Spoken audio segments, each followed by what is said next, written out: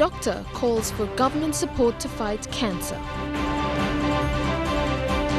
Up to 10 family and sexual violence reported in Leh daily. And central bank to clamp down on money laundering. This is National EMTV News with Hope Imaka. Good evening and thank you for joining me. This is Thursday's news. Cancer is a death sentence for women in Papua New Guinea. That's from Dr. Arnold Weiner, the oncology surgeon at the Port Moresby General Hospital. He said for far too long the topic of cancer is left undiscussed and that with no political support, women will continue to die. Most women who seek treatment at the Port Moresby General Hospital are in their advanced stages, meaning there is no chance of recovery. Dr. Weiner spoke at the Women's Forum in Port Moresby yesterday. Dr. Weiner says that 60 to 80% of women are diagnosed with breast and cervical cancer every day at the Port Moresby General Hospital, with one of the youngest diagnosed, a 19-year-old. Cervical cancer, cervix, and breast cancer are the number 2 cancers in Papua New Guinea that kills a lot of ladies. Most cancer cases are treated at stages 3 and 4, which present a lesser guarantee of recovery. This is because signs and symptoms are discovered very late. I have no idea reasons why they don't come for screening. It's only when they come with a breast lump, then that's when we start doing the screening, but it's late. You know, when we have when somebody comes with a breast lump, it's not screening now. It's now going into diagnosing. The only radiotherapy facility in the country, which is in Leh, Moraba province, makes it difficult for women to access. That results in incomplete treatment. Dr. Weiner says that most women resort to returning home without treatment. And in Moresby or any other places you go, there's only one treatment center for cancer in Leh. Who wants to go to Leh? When you have family members there, yeah. But in terms of travel, logistics, it's quite difficult. So. One problem is deteriorating facilities, which need immediate repair, like the aging cobalt machine at the Yangao Hospital. The machine in Leh is cobalt, passaged or bought in 1973, been using it ever since. It's an old, outdated machine. We don't have a mammogram. There's only one mammogram for screening that's only in Port Moresby General Hospital. It's a donated old one. Dr. Weiner says the onus is now on political bureaucrats to address the country's cancer problem. Dr. Weiner says a continued lack of intervention will kill more women. Marilyn Diaukatam, National EMTV News. Dr. Weiner also said that statistics of cancer cases treated in Papua New Guinea are inaccurate because institutions fail to keep record of the actual data. He said this has resulted on the lack of quality treatment. Dr. Weiner called the health department to seriously consider treatment plans for cancer patients. Dr. Albert Weiner says there is no proper data of cancer statistics and epidemics in the country because Papua New Guinea does not have a central data system. But at the moment, no, we don't have a central data system. So I don't know how many people there, how many ladies there, the doctors are seeing ladies with breast cancer. I have no idea. They're doing their own things and we're doing our own things here. Any other province, Kerema, maybe Daru, I don't know. People, each hospital is doing their own stuff. There is no central coordinating. As a result of each health center having different statistics, procuring medicine for treatment is also a concern. Dr. Weiner says there needs to be a proper coordination and a constant supply of knowing when and where to deliver medicine. Patients may be at the head level, health department level, or the pharmaceutical companies or procurement, part of it. But literally at the hospital, nothing. Sometimes we run out of it. Sometimes we have it in full speed, but then the patients are not there to be treated. And so in the process of keeping them in the cupboards, the dates are running out. So I guess it's something that we need to coordinate the constant supply. Dr. Weiner says the National Department of Health haven't looked into cancer over the years. This is because there is no national health plan for cancer implemented by the National Department of Health. Now they said it's a non-communicable diseases. They pack cancer into the business of hypertension, the business of diabetic mellitus, sugar problems. They have packed it into businesses of high cholesterol, obese, and non-communicable diseases. And cancer per se doesn't have a separate entity. So cancer have never been looked into. Marilyn Diaukatam, National MTV News. Police are yet to apprehend a man who is alleged of sexually assaulting a teenage member of his family at their home in Leh. The man, known as Bandi G, fled from police and his last known location was at Leh's Bumbu compound. Chief Inspector David Warrap has called on members of the public and Bundy's family to hand him over to police or face arrest. Bundy is reported to have assaulted the same girl on 2 separate occasions. In another incident, a man known to police only as Ruben is also wanted after he was alleged to have sexually assaulted a female victim in Markham. Police have appealed to relatives for information that will lead to the capture of the 2 suspects. Car accidents and holdups are increasing along Port Moresby's freeway. This afternoon, a girl about the age of 10 was hit by a passing vehicle while fleeing criminals. Eric Harupma with this report. MTV arrived on the scene a few minutes after the accident and saw blood stains on the road from the victim. According to bystanders, the victim was hit by an unidentified passing vehicle while fleeing from criminals. They said the girl ran onto the road after 2 criminals tried holding her up.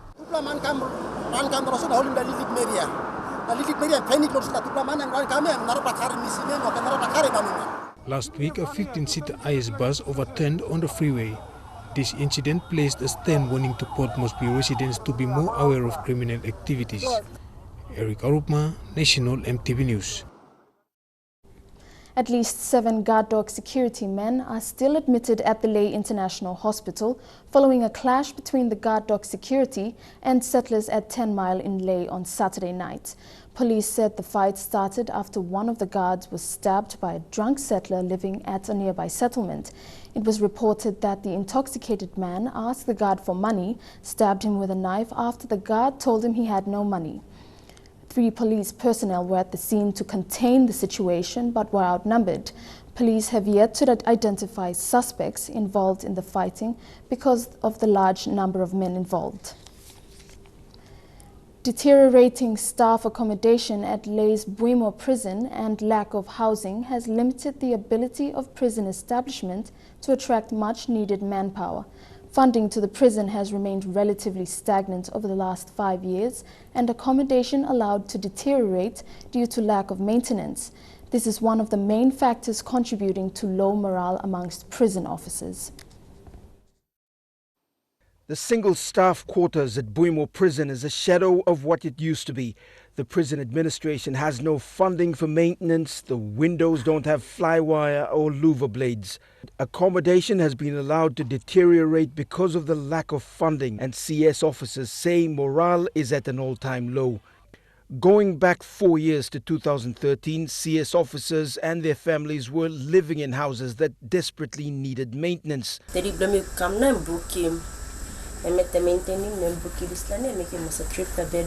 the situation still hasn't improved since 2013. The toilets are leaking, the windows are still broken, and the possibility of having new staff recruited and placed at Bougainville is a remote possibility given the lack of accommodation. Several kilometers away from Bougainville at the Bumbu police barracks, families of police officers still face the same problem. No maintenance to houses, policemen and women and their families live in squalid conditions while they're expected to keep the city safe from crime. It's been 4 years since the contractor left without completing these houses that were meant to ease the housing problem. Scott Waide, National MTV News, Leh.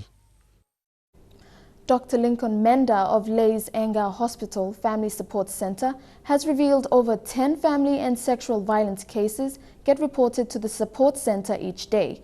He said while Morabe's Family and Sexual Violence Action Committee is doing its best to help survivors, many cases still go unreported.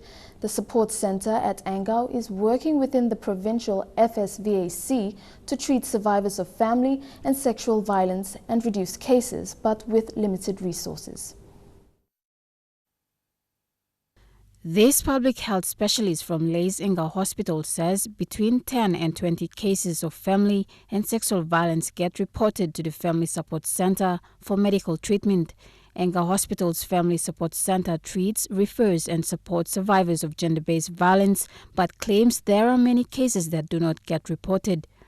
Medical officer in charge, Dr. Lincoln Menda, says cultural barriers sometimes hinders cases from being reported, causing women and children to suffer. It happens and they are locked in the communities, and a lot of them, firstly, they may not be aware that there are such services available.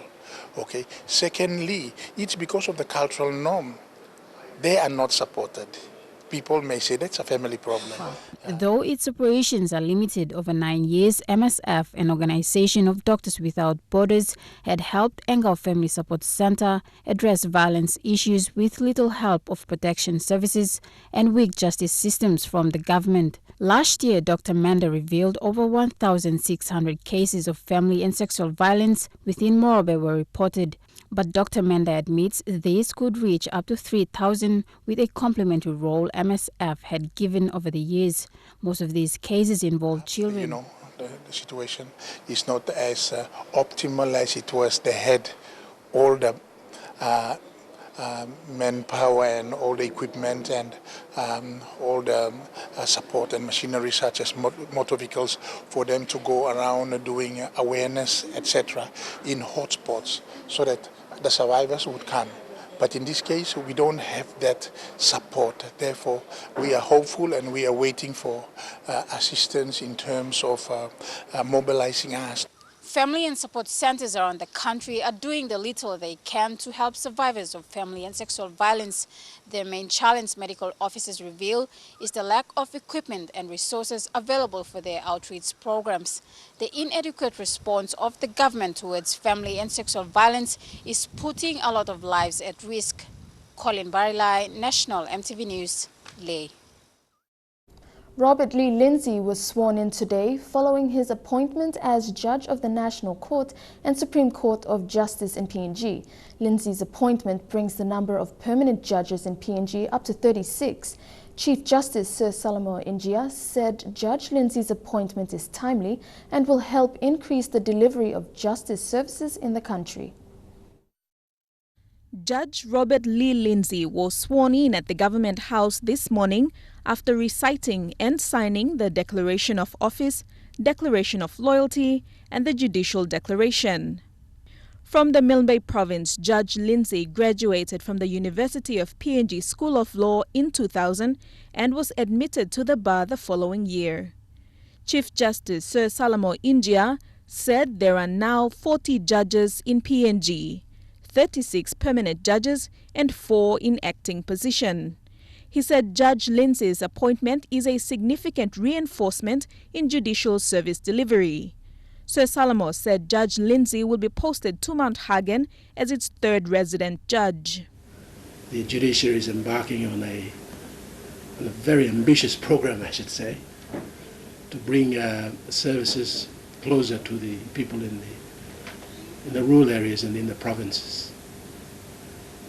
With the increasing appointment of judicial officers, the judges are in fact being posted to the provinces where they are most needed.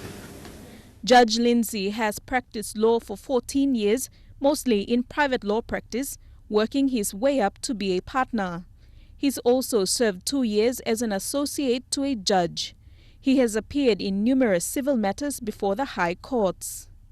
Another judge, Australian William Neal, was also appointed a term of 3 years as a National and Supreme Court judge. He will be sworn in next month. Deli Waigeno, National EMTV News. Still ahead, Governor-General resumes duty after being away due to illness. Bougainvillians pay their respects to late Stephen Pirikakama, and Central Bank clamps down on money laundering. Stay with us.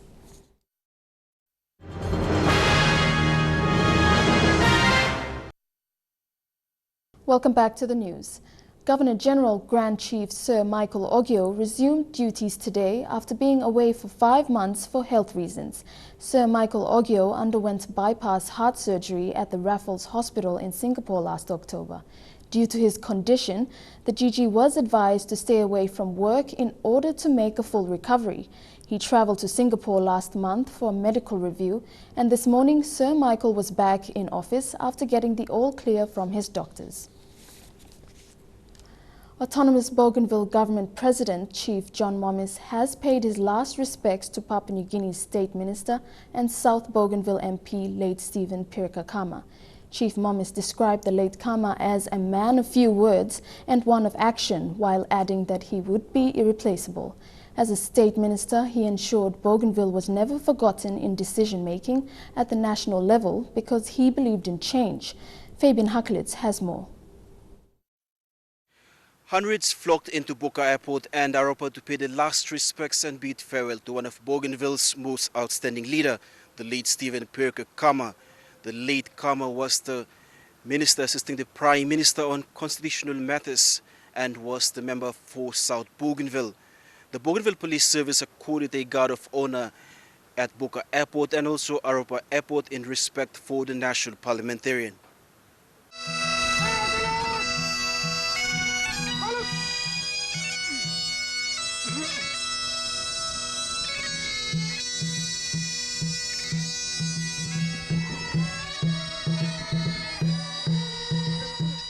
Body of the late state minister arrived in the autonomous region of Bougainville yesterday.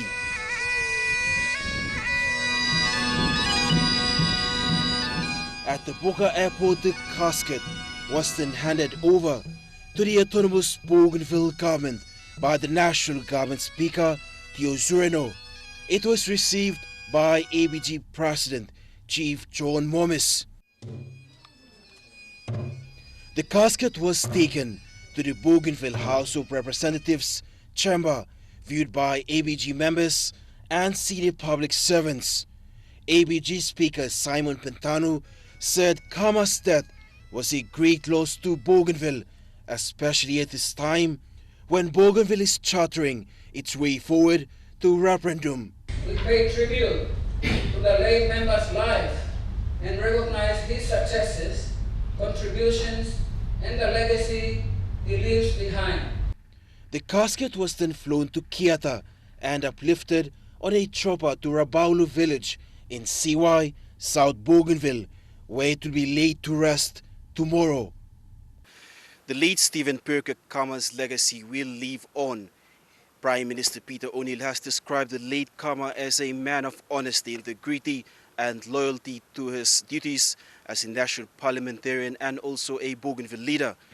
Bougainville President Chief Dr. John Mommis says Mr. Kama is a man of action with few words. In Aropa, Fabian Haklitz, National EMTV News. The Bank of PNG today announced new laws to combat money laundering and possible financing of terrorists in the country. Governor of BPNG, Loy Bakani, says this move comes as a report by concerned authorities which shows that PNG has had no strict measures in the past 30 years. Financial institutions, business houses and government entities will be closely monitored as of this year. Cases of money laundering has been evident in the country. However, laws to prosecute and combat such activity were non-existent, resulting in PNG being placed on a grey list by the Financial Action Task Force from the Asia-Pacific Group of Money Laundering. This has pushed the national government through BPNG and concerned authorities to create 5 new laws to counter cases of money laundering.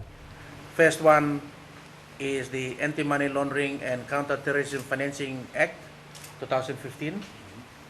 Second one is the Criminal Code Money Laundering and Terrorism Financing Amendment Act 2015.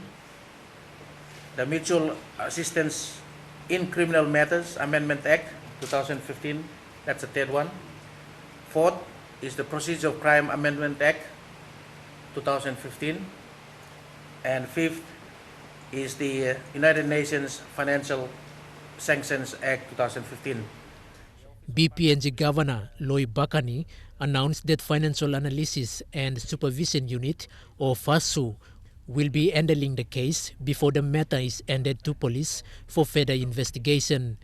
Bakani says penalties will be severe and agencies will be working closely to combat such illegal activities. The penalties apply for individual, a fine up to 500,000 if found to be non-compliant to some of these laws, or an imprisonment up to 5 years. Under the Proceeds of Criminal Act, cases involving cross-border movement of currency will be dealt with as well. This law is responsible for enabling our authorities to get evidence from abroad.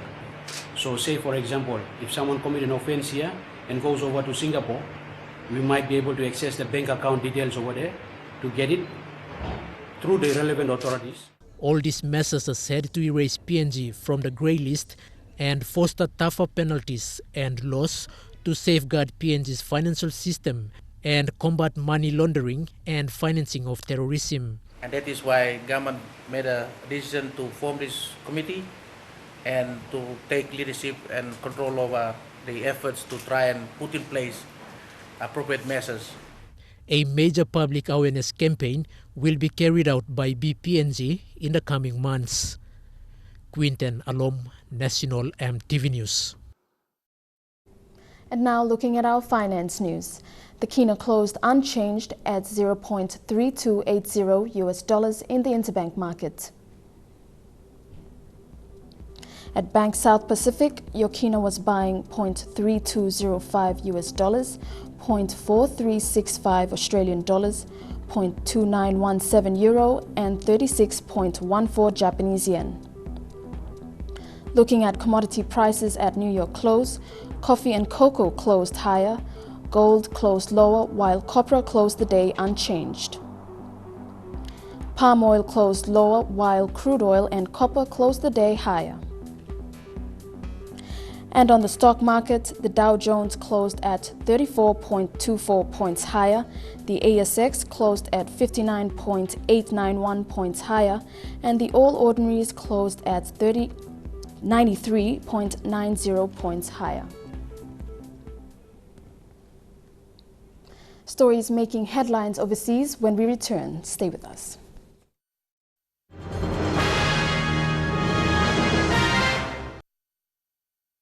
Welcome back to the news. New Zealanders could be a step closer to getting a new flag when voting begins in the second phase of a referendum starting tomorrow. A flag featuring a white fern on a black and blue background with 4 red stars will face off against New Zealand's current flag, which features the United Kingdom's Union Jack in the corner and 4 red stars in a Southern Cross formation, indicating New Zealand's location in the South Pacific. Those seeking change say the flag is too closely tied to New Zealand's history as a British colony and looks far too much like Australia's flag. But people opposed to the change say wars have been fought and New Zealanders have died under the current flag. Prime Minister John Key has said he liked the fern design. Well, I kind of like the fact that they have the fern, which I think the history of the fern is, as we know, well over 100 and something years. The world knows that symbol. The new flag had won an earlier survey against 4 other contenders following a public process where more than 10,000 designs, including flags bearing the native kiwi bird and sheep, were whittled down to the shortlist by a government-selected panel. New Zealanders ranked the 5 in order of preference in the first phase of the referendum, and the white fan on a black and blue background with 4 red stars came out on top. Voter turnout was around 1.5 million people, or 49% of registered voters. The referendum cost of 26 million New Zealand dollars, equivalent to 43.5 million kina, has been criticised, while local media this week reported that Prime Minister's cabinet in the centre-right government was divided on changing the flag. Vanessa Knight, EMTV World News. Japanese companies are set to take part in Egyptian projects worth about 2 trillion Japanese yen, equivalent to 17.7 billion US dollars in electricity and other sectors. Japanese Prime Minister Shinzo Abe announced this on Monday after meeting Egyptian President Abdel Fattah al-Sisi in Tokyo. Making the announcement, Prime Minister Abe did not elaborate on the projects, but an official at Japan's foreign ministry said Japanese and Egyptian companies are scheduled to sign more than 10 memorandums of agreement today. The announcement comes in quite timely when Egypt is struggling to revive its economy after the 2011 uprising and subsequent unrest have driven away foreign investors and tourists. The world has recently been exposed to hateful terrorism that is destroying the minds, poisoning the souls, and destroying human kindness in order to achieve slight goals and narrow interests for individuals who know neither religion nor nationhood. Abe's government drives exports of social infrastructure, such as railway systems and power generation systems, to the Middle East and other regions as part of its growth strategy. The Japan and Egyptian Economic Cooperation Committee has signed an overall 2 trillion yen worth of projects in industries, including electric infrastructure. I welcome this as a new step towards progress in the economic relationship between our two nations. The leaders agreed to hold dialogue between the defense and foreign ministry officials periodically to strengthen security ties. Lorraine Gabina, EMTV World News. To the latest on the U.S. election, despite what the Republican establishment says, billionaire businessman Donald Trump is getting full support among the voters. He won in 7 U.S. states this week, but his rise to the top is being vigorously challenged by those who want him to stop. Riding high on a string of 7 Super Tuesday wins, I feel awfully good. Donald Trump, now with a wide lead in the delegate fight, may be on the cusp of locking down the Republican nomination. And it's only too bad that winner didn't take all. Because if winner took all, this thing is over. We're just having a celebration. As he steels himself for a potential general election fight. Look, I'm a unifier. I know people are going to find that a little bit hard to believe, but believe me, I am a unifier. Once we get all of this finished, I'm going to go after one person. That's Hillary Clinton. Trump's vowing to cut deals and work more closely with the Washington establishment than President Obama. Does he ever go and deal with Congress anymore? Does he ever speak to the Senate? But the establishment isn't having it. I will not support Donald Trump now, and I will not support him should he move on. Republican leaders are still hoping someone can mount a challenge, as some suggest Ted Cruz, who won 3 states last night, could be the Trump alternative. I'm anybody but Trump. So Ted and I are in the same party. Donald Trump is an interloper. I don't trust him. And Ohio Governor John Kasich faces increasing pressure to step aside, including from supporters of Marco Rubio. There's no honorable mention in the nomination. John Kasich has run a good race, and he'll continue to run a good race, but there's no path to victory for him. The field does appear to be winnowing. Today, Dr. Ben Carson put out a statement saying, "I do not see a political path forward," adding he will not attend Thursday's debate. While Rubio, trailing Trump and Cruz in the delegate fight, still insists there's time for a comeback. Usually in a race like this, you'd have a front runner, and at this point people would be saying, you need to drop out and rally around the front runner for the sake of the party. They're saying the opposite now. There will never come a time in this race where our supporters are asking us to get out and rally around Donald Trump. All as Trump takes aim at the Florida senator. I know it was a very tough night for Marco Rubio. He had a tough night. Hoping to finish Rubio off right here in his home state. But you know what? We're going to go to Florida. We're going to spend so much time in Florida. And we're expecting the anti-Trump movement to take on an even bigger voice on Thursday. That's when Mitt Romney is scheduled to give a speech in which we're expecting him to knock Trump, but offer some complimentary comments about Marco Rubio as well as Ted Cruz. All of this as establishment Republicans hope there is still time to mount a challenge against the billionaire businessman. Chuchi Sports is next. I'll be back with the details.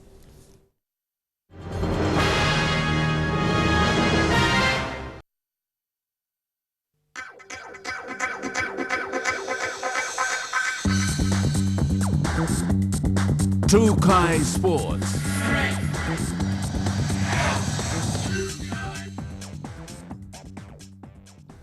Welcome to Chuchi Sports. Founder of the World Taekwondo Federation in PNG, Jamuga Stone, expressed his frustration to Taekwondo heads, saying the sport has been manipulated by certain individuals for far too long. Stone and interested parties have given Taekwondo PNG 2 weeks to call for an annual general meeting. There is no Taekwondo selection panel. The national team is usually selected by the coach and the president of PNG Taekwondo.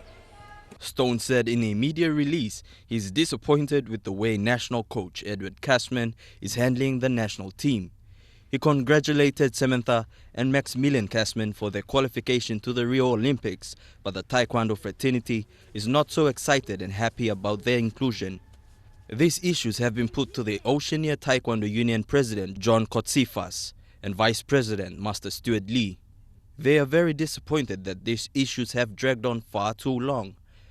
Both are aware of these issues. President of Oceania Taekwondo Union has urged Master Stone to write to him and outline the problems and issues that are still outstanding and yet to be resolved. All Taekwondo clubs and associates are urged to attend a general meeting in Port Moresby once the 14 days have lapsed. The meeting is scheduled for the 19th of March 2016. It is also a meeting for all centers sending its Taekwondo teams to the 2016 PNG Games to attend. Elijah Levitt, National EMTV Sports. Yesterday's announcement of Netball PNG's inaugural Tri-Nations this weekend highlighted the concern on why the Rita Flynn courts were unavailable for use this weekend. During the construction stages, Minister for Sports Justin Chichenko said the facilities would not be used for the Pacific Games but will be ready shortly after and would become the home of netball. When queried by the media on why Rita Flynn will not be used this year to stage PNG netball events, President Julian Leka Maliaki said although they'd rather play at what only seems fitting as the home of PNG netball, games will be played at the Sir John Guy's indoor complex. We would like to utilize this facility. As you can see, it is specifically tailor-made for or built for women and netball specifically. This is a very friendly environment. Right now we can't use the facility, but I think going forward we'd like to host events here. Our calendar is going to be looking very full as far as international events are concerned going over the next 12 to 24 months. Maliaki said the Rita Flynn courts would provide an ideal venue for international netball matches as the facility alone has been tailor-made for indoor court sports. Coach of the PNG Pepes confirmed, however, the facility is being used as the national team's current training venue. Pacific Games, look at these great facilities. This is high performance, and every opportunity we have, we will maximize the use of these facilities. And we've got the tracks, and yes, we are the only team that's been training there. While EMTV is yet to receive an official response from the PNG Sports Foundation as to why the indoor Rita Flynn courts are unavailable for use, all other venues in the nation's capital were officially opened after the completion of final construction work just under a week ago. However, the foundation have on previous occasions stated that all sporting federations must submit to them a business plan or proposal which will be able to identify to the foundation how each of the federations can generate revenue to assist with the maintaining of all venues. Lorraine Genia, National EMTV Sports. Chuchi Sports continues after the break. Stay tuned.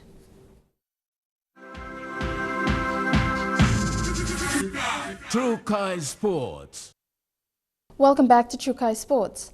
Week 1 of the Capital Rugby Union's pre-season challenge saw expected teams in the likes of Crusaders, Southern Chiefs, Brothers and University registering wins in the Premier Grade division, while Spartans, Wanderers and Nova dominated in the women's division. This weekend, however, will see the final round of the pre-season challenge, where most clubs will be looking to use this as an opportunity to try out final combinations before season proper begins next week. University will be looking to go undefeated as they face an easy Juggernauts outfit, while Defence is looking set to take on Nova after thrashing Harlequins 31-19 last week. And in the women's division, Spartans will take on Sisters. Matches kick off at 10:30 a.m. on Saturday at the Bava Rugby Park. Round 1 of the Super Rugby season highlighted some key factors in the Australian Conference. The Waratahs and the Brumbies still look like Australia's best teams, while the Queensland Reds demonstrated the obvious absence of Will Genia, Quade Cooper and James Horwell, and the Rebels' brave decision to sign Aussie schoolboy star Reece Hodge. While in the New Zealand conference, the Waikato Chiefs just stomped over the Crusaders 27-21, and the Argentinian Jaguars opened their season campaign with a 1-point victory over the Cheetahs. Leaders, the Waratahs, proved in front of a home crowd just why they remained up top since the 2015 season.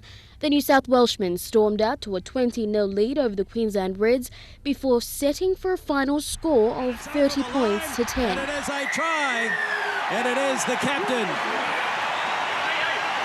Michael Hooper. This defeat has gone down as the Tars' 5th straight win over the Reds. Is getting there, and he wins the race. It is a try to New South Wales.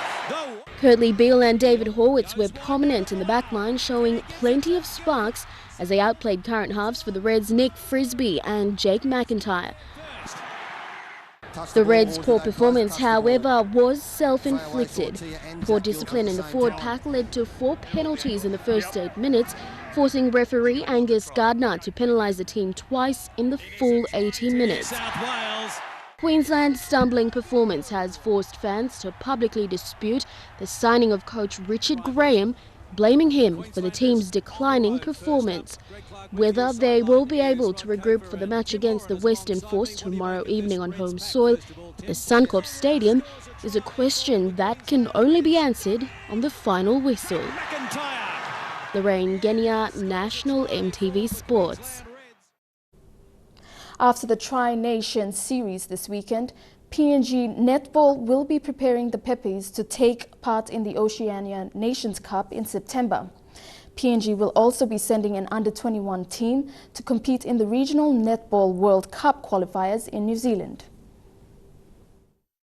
PNG Netball President Julian Leka Maliaki says over the next 8 months they will be focusing on getting the under-21 team and the PNG Peppers ready for September. Cup in Singapore. This time they've brought it forward to September. As far as our high performance program is concerned, the Peppers and the under-21 teams have a pretty full program. She added it was important to send a solid under-21 team, saying most of the girls in that team will then move into the national squad. Teams that finish in the top 3 of the under-21 regional qualifiers will compete in the World Cup in Botswana next year. Training and preparations for the Peppers and the under-21 squad will be intense over the next few months. Peppers coach Unaisa Rokora said over the years the Peppers have picked up and they will not take this weekend's tournament lightly. Elijah Lavette, National EMTV Sports. Chuchi Sports ends there. The weather details when we come back. Chuchi Sports.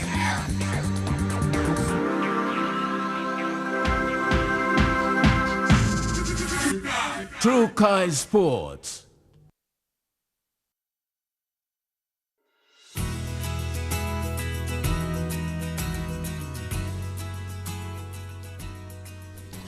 Your weather forecast for tonight and tomorrow. In the southern region, fine although cloudy at times for Port Moresby. Cloudy with a chance of light brief showers for Daru. Fine for Kerma and Alatau, and partly cloudy for Popondetta. In the Momase region, few showers for Lae, likely showers for Madang, and a chance of evening showers for Wewak and Vanimo. In the New Guinea Islands, some showers and occasional thunderstorms for Lorengau, partly cloudy for Kavieng, fine for Kokopo, Rabaul and Buka, and in Kimbev, few showers. And in the Highlands region, cloudy periods for Mount Hagen, cloudy with chances of evening showers developing for Goroka, and partly cloudy for Mendi, Wabik and Kundiawa.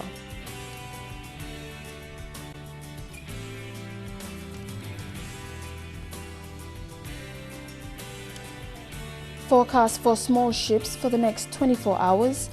Waters of southern PNG Indonesian border through Torres Strait and Daru, to Kiwai Island to Kerema, to Yule Island to Hood Point, to Samurai Island with waters of eastern and western Milne Bay Islands, with waters of Samurai Island to Cape Vogel, to Finschhafen with waters of Manus and its western group of islands, and with waters of New Ireland to New Britain and Bougainville, seas 0.5 to 1.3 meters. Waters of Finschhafen through Virtus Strait, CSE Islands, to Long Island including Dampier Strait, and with waters of Long Island to Madang to Bogia to Wewak to Aitape to Vanimo and northern PNG-Indonesian borders, seas 0.5 to 1.5 meters.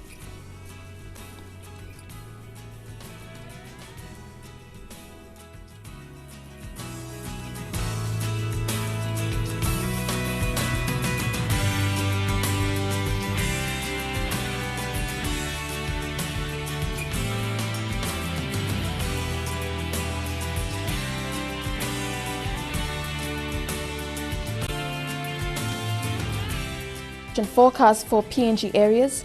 In the Coral Sea, seas slight with northeast to northwest winds at 10 to 15 knots. In the Solomon Sea, seas slight with northeast to southwest winds at 10 to 15 knots. In the Bismarck Sea, seas slight to moderate with northwest winds at 10 to 20 knots. And in the Pacific Ocean, seas slight with northeast to westerly winds at 10 to 15 knots.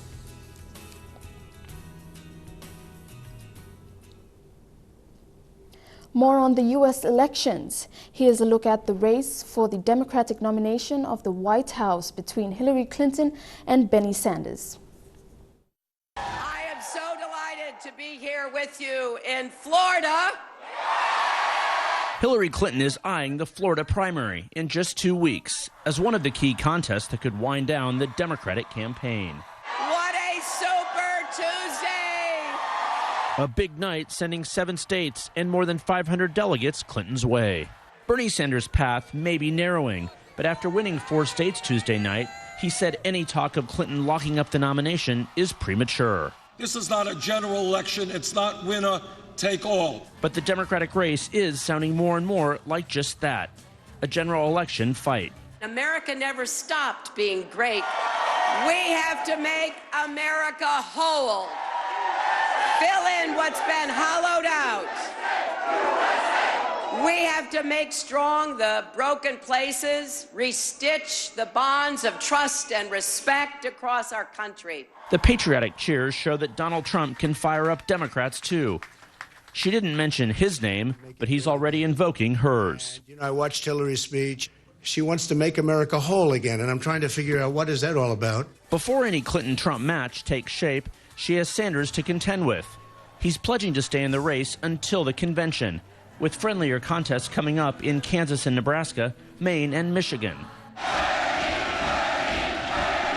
The Clinton campaign released a memo today saying its rival might win more states, but called it mathematically impossible for Senator Sanders to catch up. It's a delicate dance for Clinton, who 8 years ago bristled at calls for her to step aside. And people say to me all the time, well, are you going to keep going? Well, yes, of course I'm going to keep going. Most presidential candidates either leave when their support or money dries up, and neither applies to Sanders. He arrived in Maine today, making a long-term argument of his own. He's the better candidate to take on Trump. We will defeat Trump because the American people understand that our job is to bring people together. And that togetherness trumps divisiveness. Donald Trump seems to be at the center of all campaign arguments. Hillary Clinton saying she would take him on the strongest. Bernie Sanders is making a similar argument. But of course, they have to both win the Democratic nomination first, and he, of course, has to win the Republican one. But on the Democratic side, this contest is about to head into a critical phase. Contests again this weekend in Kansas, Nebraska, Louisiana, and Maine. Bernie Sanders holds some advantages, all going into the primary in Michigan next week. Bernie Sanders is trying to regain some of those delegates that he lost on Super Tuesday. It could all boil down to the race in 2 weeks here in Florida. When Hillary Clinton has a strong advantage, she believes that is the day that she could put this nomination away. Recapping our main stories again, doctors call for government support to fight cancer. Up to 10 family and sexual violence reported in Ley daily, and central bank to clamp down on money laundering. That ends National EMTV News. From the news team, I'm Hope Imaka. Good night.